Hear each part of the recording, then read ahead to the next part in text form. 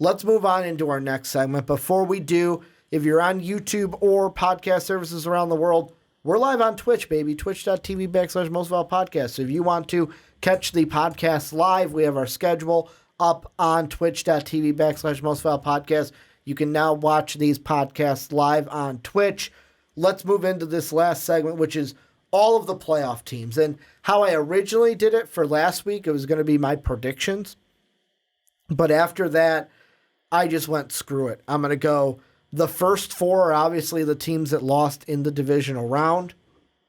After that, it's just the worst record or what they had on Tankathon. So, Eagles at 21. I've got T. Higgins, wide receiver from Clemson, going to Philadelphia. The Bills at 22. Another wide receiver. Just talked about them getting Amari Cooper. They go ahead and draft Laviska Shenault, Jr., the wide receiver from Colorado. Patriots go offensive tackle. Jedrick Wills. I'm saying that wrong. Screw it. Alabama offensive tackle. They're getting a guy to protect whatever quarterback they have. Saints go wide receiver. This is a wide receiver run of the draft. Saints get another one. Henry Ruggs. Isn't he the third? Shouldn't I? Henry Ruggs the third. Henry Ruggs the third, wide receiver, Alabama. Titans go offensive tackle. They take Austin Jackson out of Southern California. My Minnesota Vikings, originally before the changes and before the win, I had them the perfect marriage of the Diggs brothers being reunited in Minnesota. Didn't work out that way after I had Herbert move up to the Chargers rather than where I had him originally. But I've got Paulson, Adebo, the cornerback from Stanford, going to the Vikings. Dolphins via the Texans got Clavion Cassian, edge rusher from LSU. Seahawks at 28 going Raekwon Davis, the defensive tackle from Alabama. Chiefs at 29 go Kenneth Murray, linebacker from Oklahoma. Packers at 30 go wide receiver Justin Jefferson, wide receiver from LSU. Jalen Reagor, wide receiver from TCU, going to the Niners at 31. And then Dylan Moses, inside linebacker from Alabama, rounding things out to the Ravens. Some quick hit topics here. The first one, I'm going to save wide receivers to the end.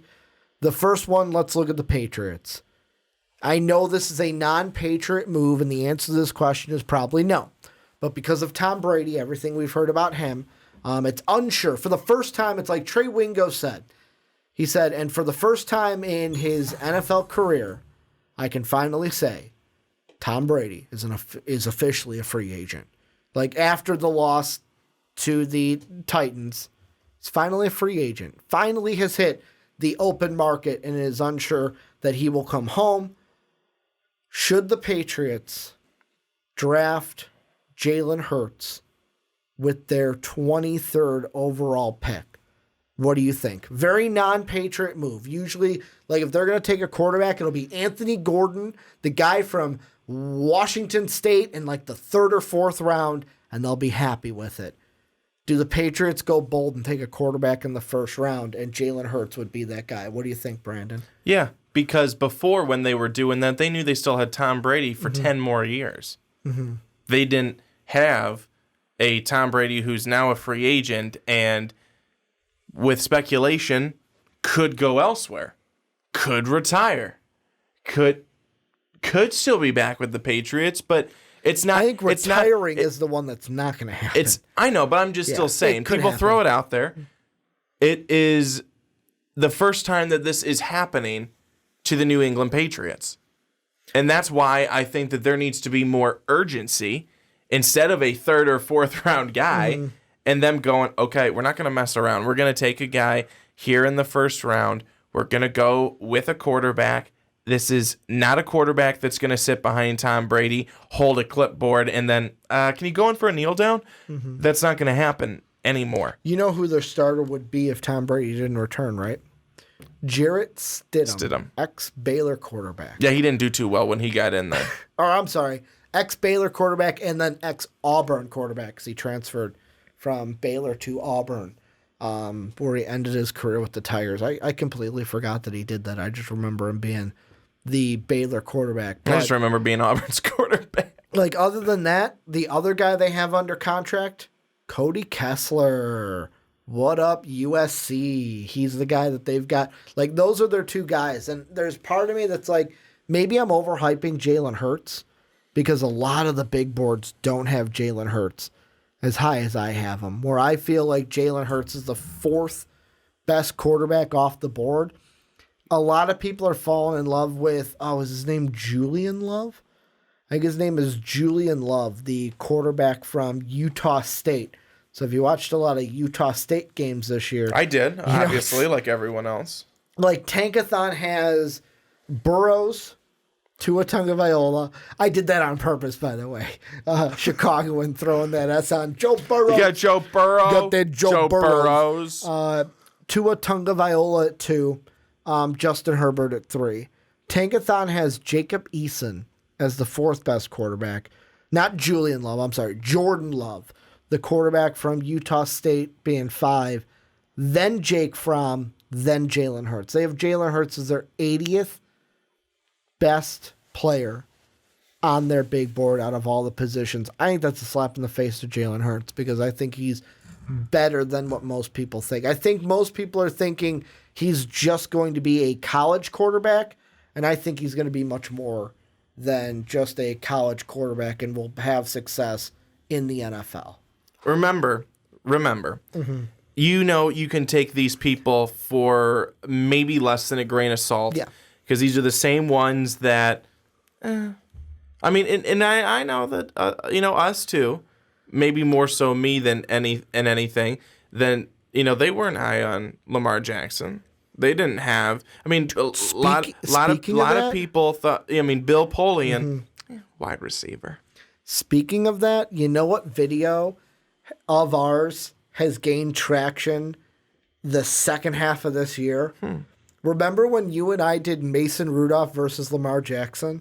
Oh, dear God. That video has been getting some views the second half of this NFL season, and we've been getting comments roasting us.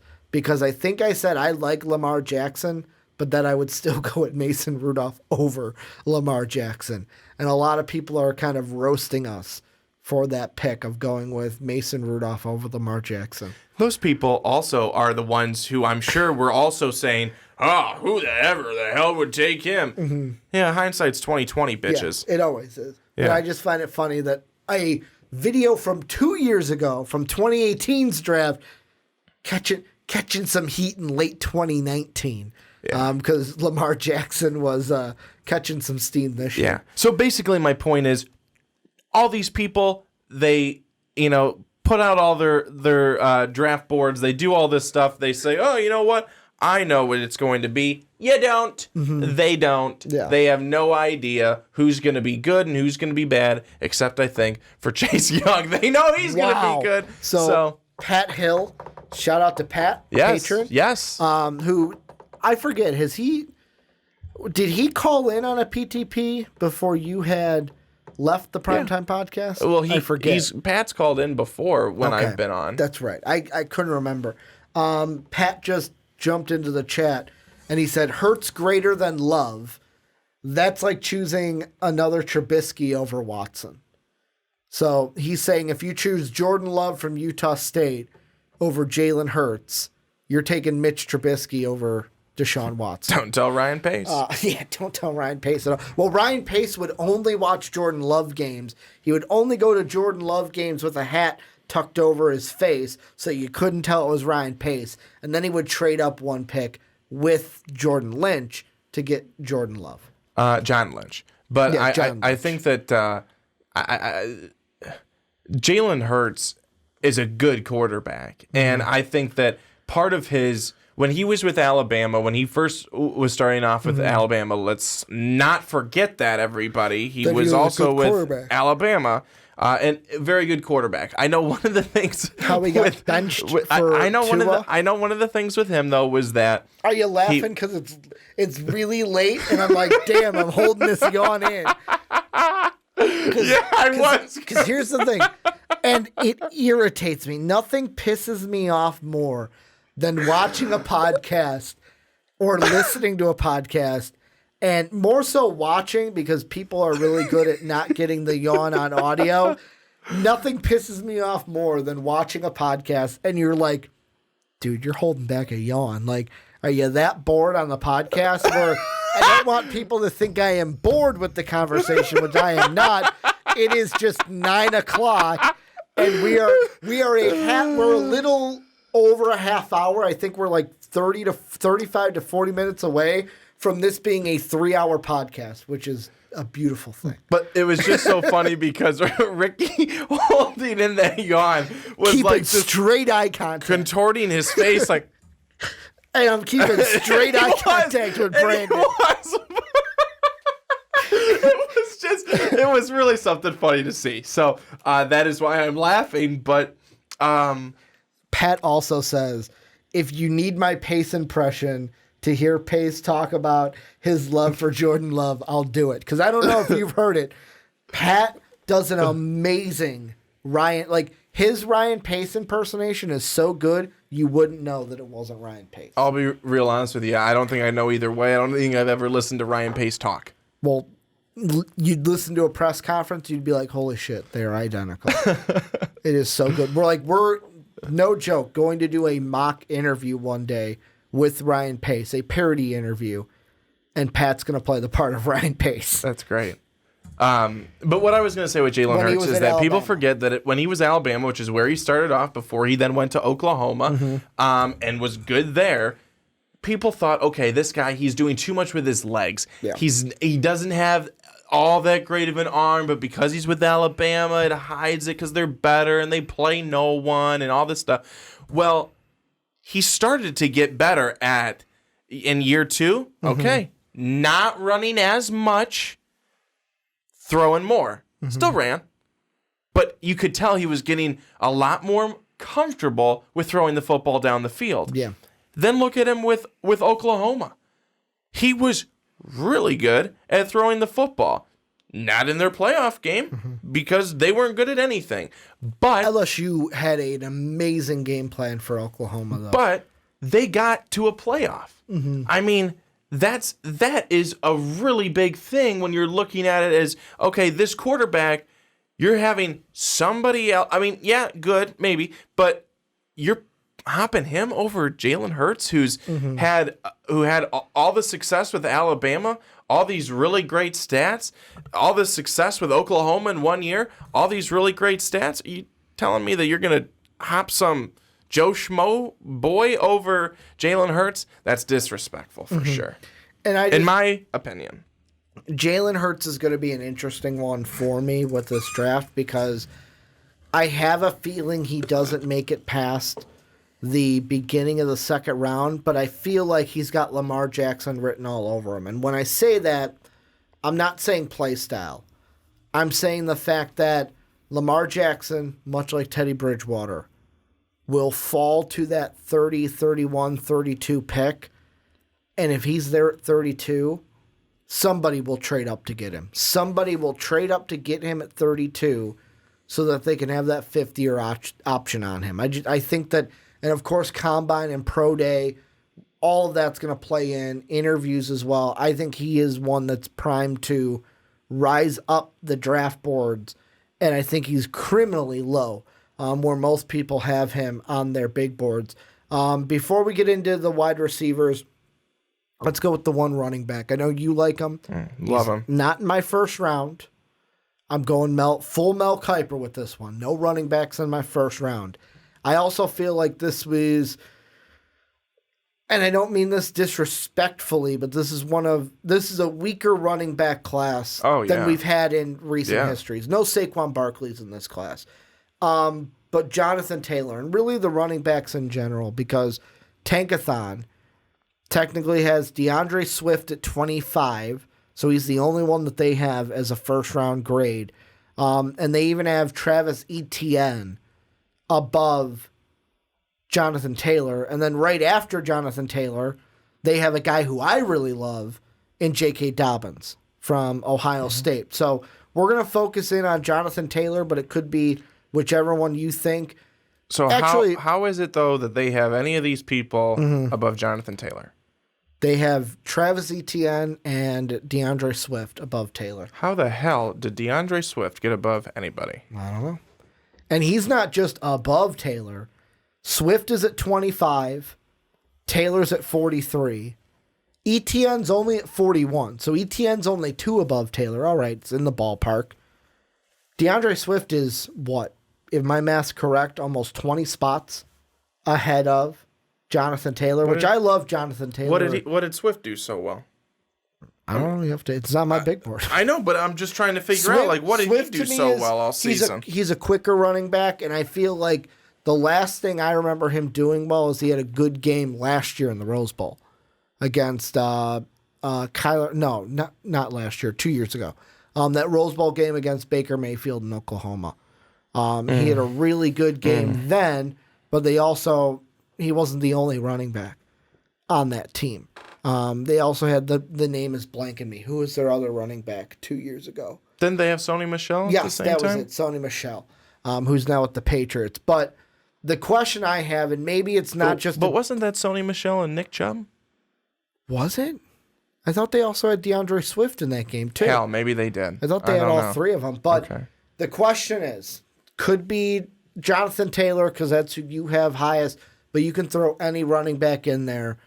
Do any of these running backs crack the first round? Does a team like the Dolphins, who have 2 other picks outside of their top 5 pick, they've got the Steeler pick at 18, they've even got right now the Texan pick at 27, which if the Texans win this week against the Chiefs, I know you're hoping that doesn't happen because you're a Chiefs fan. No. But if the Texans beat the Chiefs, that pick goes lower. So the Dolphins could be closer to the second round. Maybe that gives them some more leeway to take a running back. Could they take a running back? Could a team like the Jets trade back up into the first round? I don't think they take a running back at the 11th overall pick. That would be kind of a reach. The only way the Jets are taking a running back is if they're trading Le'Veon Bell, which could happen. Otherwise, they're not going to double down on the running back. But mainly the Dolphins then are the team. The Titans too. The Titans are a team that even, because they're still in the playoffs, their pick can go low.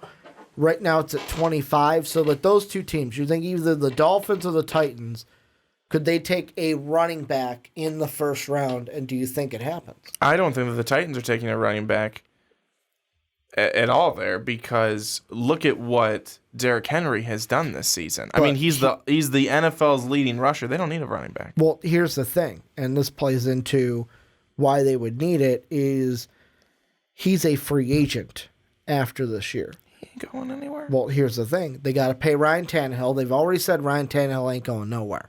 And how much money do you have to give to Ryan Tannehill to keep him? Will they have enough money to keep Derrick Henry, or will another team come in and go, here you go, we're outbidding you? I just don't see it. I just don't see it. I see Derrick Henry staying with Tennessee. I mean, he's their guy. Yeah. Like, I don't see where he would be going. And Tennessee, let me look at the cap really quick. They have 57 mil. So not the big bucks that we've been talking about with other teams like the Bucks and the Colts, but they're still above league average. League average is about 46 mil. They have about 11 mil over the league average for cap space. So you're expecting about 25 to 30 of that to maybe be sucked up by Ryan Tannehill, unless they get a friendly deal and it's more towards that 15 to 20 mil for Ryan Tannehill. And then what? They use the rest of it to lock down Derrick Henry. But then what? Do the Dolphins go and get a running back in the first round? Or is this just no running backs will go in the first round and we'll wait to see where they go in the second? The Dolphins need so many things, and a lot of them seem to be on defense just as much as they're on offense. Yeah. So I feel like that's where a lot of their focus is probably going to have to be once they go and they get a quarterback. They're going to be looking at on the defensive side of the football, which was a real problem from day one. Yeah. But I do think that they need a running back. They have no one. They have no one. I don't even know the name of the guy they've got.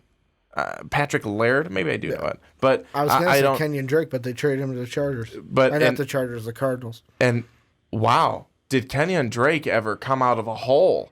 Because that guy turned in David Johnson's not going to have a job with the Cardinals anymore. You think so? No way. Why would he get a starting job there when Kenyon Drake's the one who's doing everything they need him to do? Right now, the running backs that the Dolphins have under contract, and this is not counting any ones that they may have in free agency. These are the ones that they have contract for next year and beyond. Kalen Ballage, DeLance Turner, Myles Gaskin, ex-Husky, running back, and then Patrick Laird. Yeah, none of those are. I'd be confident if they said you were also a running back that you'd be able to be in the mix. I'm built more like a fullback. Mike Allstott. So yeah. I'm not Michael. I'm not Mike Allstott. No one would take you down. Yeah, I'm not the actual Mike Allstott. I'm not like the bless her heart. I can't remember her name, but I went on a date with a girl once where I felt, looking back on it, I'm an asshole for doing this, but the way that her shoulders were built, the way I described her to Dave is like, Dave's like, oh, well, what did she look like? I'm like, well, she was built like Mike Allstott. Like, literally, that's how built she was. Not muscle, but and you like got intimidated and said, can't do this again. Yeah, I did. I got it. 2 dates. I lasted. That was 2 nice dates. of you. But yeah. Did you bring a football to the second one? No, I brought a contract with a signing bonus. I had to get her on the field. Wow, that's bad. But yeah, that's my memories with Mike Allstott. But yeah, with running backs, I don't think any go in the first round. And I hate to be like Mel Kiper, because Mel Kiper is always the one where it's like, never take a running back in the first round.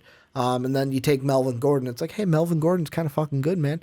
To take a running back in the first round. So here's also the thing, though, too, is with Miami, who's to say that they aren't able to lure a running back there in the offseason? Now, that'd be hard because it's like, oh, come here and okay, they can't win. What can they do? What you will be in Miami.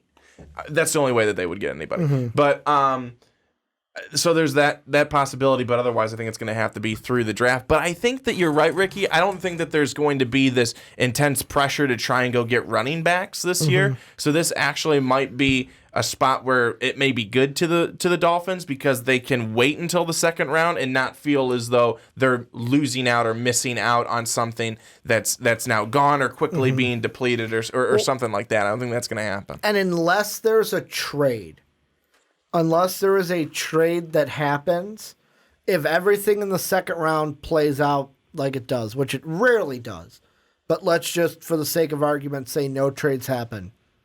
Cincinnati at 33, they don't need a running back. Indianapolis at 34, they don't need a running back. Detroit at 35, they're not going to take a running back. The Giants at 36, they don't need a running back. The first team in the second round that needs a running back, 37th, I would say, the LA Chargers. LA Chargers at 37 could look at one of the running backs. Say, hey, we signed Austin Eckler. Let's look at one of the other running backs. Maybe they go with the Jonathan Taylor because he's not a power back, but he's more contrast of style to Austin Eckler than the other three. Then Carolina, they've got this little guy called Christian McCaffrey. I don't know if you've heard of him. Who's that? But he's really fucking good at football. And then at 39, it's the Miami Dolphins. So even if the Chargers do go with a running back over them, they can still say, hey, we can still get a running back in the second round and have a pick between three of the four running backs that are available. But before we wrap up shop, I got one last question to ask you, Brandon. Dave mentioned it earlier. Thanks, Dave, for watching earlier in the podcast, live on twitch.tv/mostvaluablepodcast.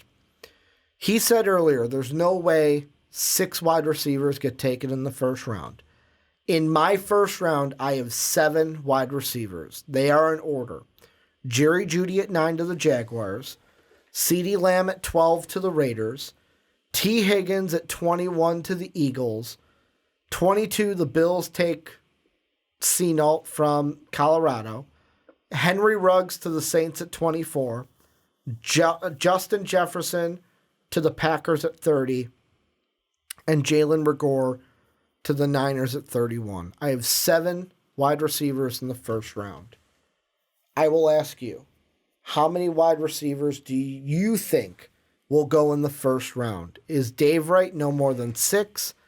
Do you think all 7 of the guys that I have listed go?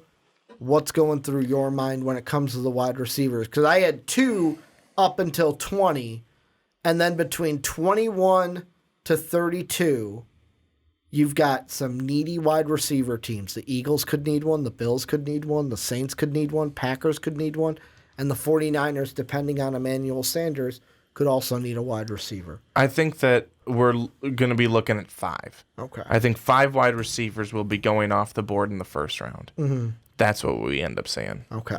Because, I mean, there's even the two teams that I had before the top 20 were just the Jaguars and the Raiders. But like we mentioned, Cowboys could be a team that looks for a wide receiver. Dolphins could. And I was just going to say is that, you know, we're talking all about this in you know, mock draft 2.0, and we don't know what's going to happen in the offseason and free agency, because that could significantly change. Okay, well, these guys didn't get their wide receiver, so they're definitely still going one. These guys did, so they're out. And that's what's going to change all of that stuff. So we won't really know clearly a clear picture of everything with the mock draft until after things are somewhat settled within free agency. And when does the free agency period start? Free agency. Does that happen like I'm probably making this up. Is this a week or a couple of weeks after the Super Bowl, or when is that? I will look it up right now, live on the podcast, because we're live on Twitch. Let's see. Important dates for 2019-2020.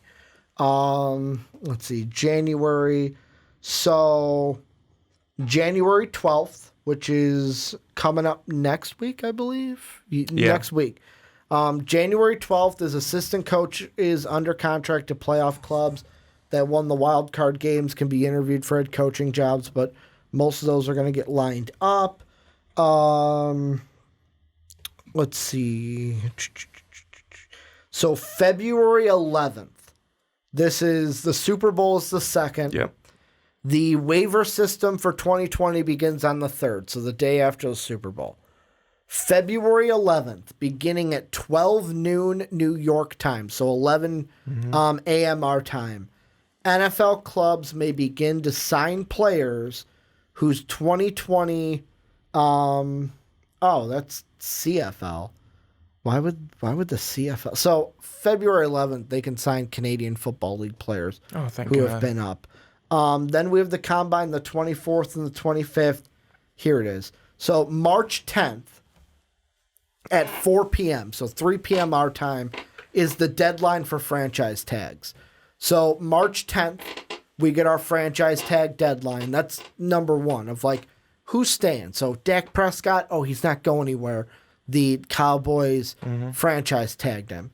Then you look to March 18th at 3 p.m. Central Time, which is our time. Clubs must exercise options for 2020 on all players that have option clauses with 2019. So I believe that's the same thing of like, that's the date where like the Bears have to decide, okay, we're picking up Mitch's option. Yeah. The free agency begins, I think it's that same date. Let's see, Rule 51. Yep. So all 2019 player contracts expire at 3 p.m. Central Time on the March 18th. The 2020 league year and free agency begins at 3 o'clock Central Time on March 18th. So March 18th is when free agency begins, that evening. So 3 p.m. Central Time on March 18th is when free agency starts. And then April 23rd is the draft. So a little over a month and a half of free agent time until we get to the draft. What is that, a Thursday, right? The 18th. The 23rd. The 23rd is Thursday. Which is what so it always Thursday, is, right? Friday, Thursday, Saturday. Yeah. Okay. Yeah. So the 18th, though, is when that free agency starts in March. So you'll have a week and a half free agency, then the draft, but the combine happens before that. So we won't know. Let's see. I'm actually going to pull up right here because we're at the end of the podcast. Usually I give the schedule of when the next mock draft is coming out. Come on. There we go. Mock draft schedule.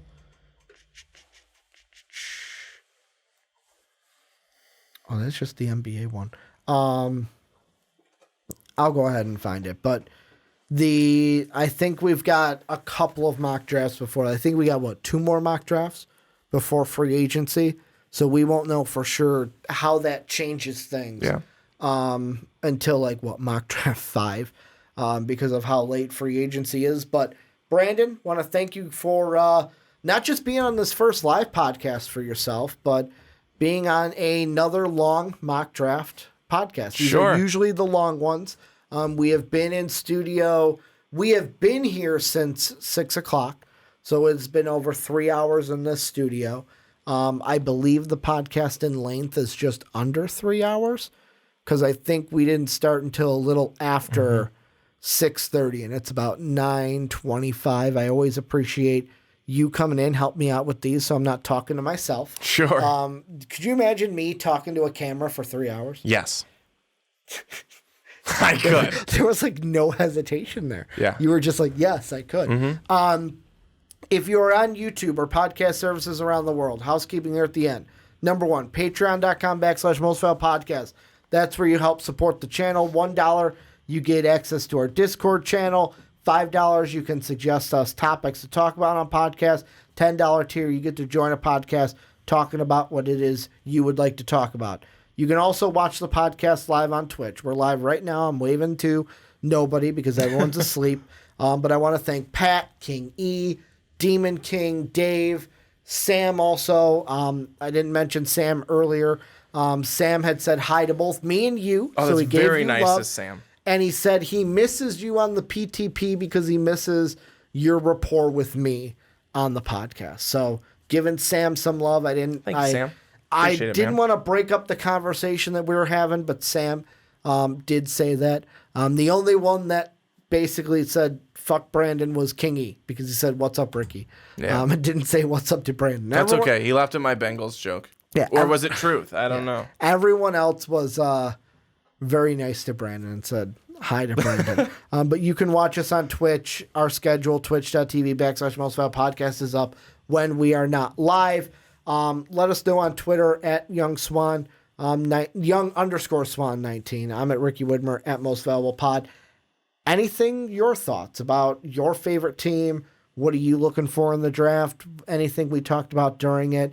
This has been a long one, so I'm going to keep this one short. I want to thank you guys for watching on Twitch, watching on YouTube, listening on podcast services around the world. We will be back later for a mock draft 3.0. I can't find the spreadsheet. I'm going to look one more time.